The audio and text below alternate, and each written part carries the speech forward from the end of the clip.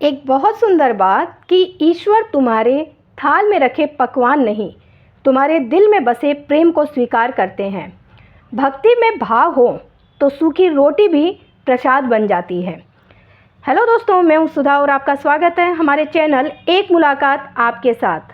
दोस्तों, भगवान भाव के भूखे होते हैं, भोग के नहीं। एक छोटी सी कहानी है कि बहुत समय पहले की बात है। एक छोटे से गांव में एक गरीब बुढ़िया रहती थी। उसका नाम था सावित्री।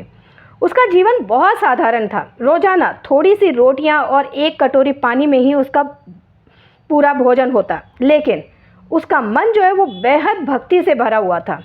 वो भगवान श्री कृष्ण से अत्यंत प्रेम करती थी, उनकी बहुत आराधना करती थी। हर दिन जो है वो सुबह उठकर अपने आंगन में तुलसी के पास दीप जलाती, श्री कृष्ण की तस्वीर को प्रणाम करती और भक्ति गीत गाती।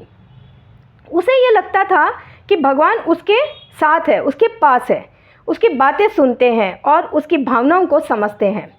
गांव के पास ही एक बहुत बड़ा भव्य मंदिर था, जहां हर दिन अमीर जो लोग हैं वो तरह तरह के पकवानों का भोग लगाते।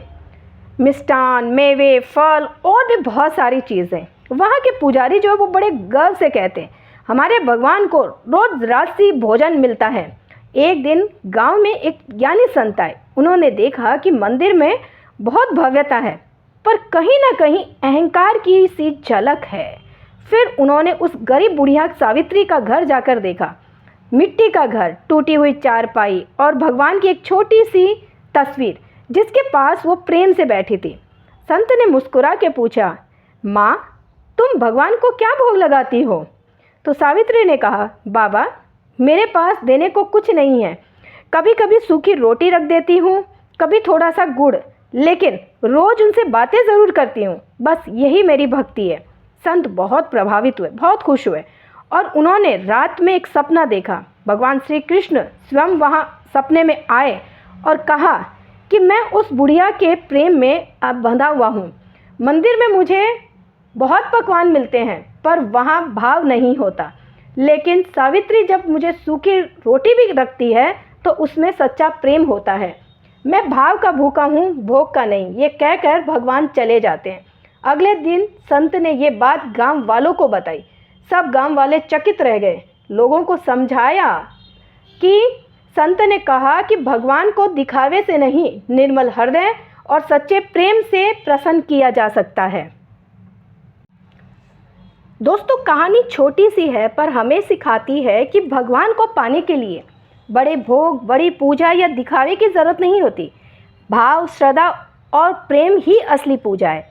हमारा मन जितना पवित्र होगा, भगवान उतने ही पास होंगे। भगवान से एक सच्चा और गहरा संबंध वो होता है जब हम उनके सामने अपने सच्चे दिल से आते हैं। इसका मतलब ये नहीं कि हमें पूजा पाठ छोड़ देनी चाहिए, बल्कि इसका मतलब ये है कि हमें अपनी पूजा में एक गहरी भावना जोड़नी चाहिए।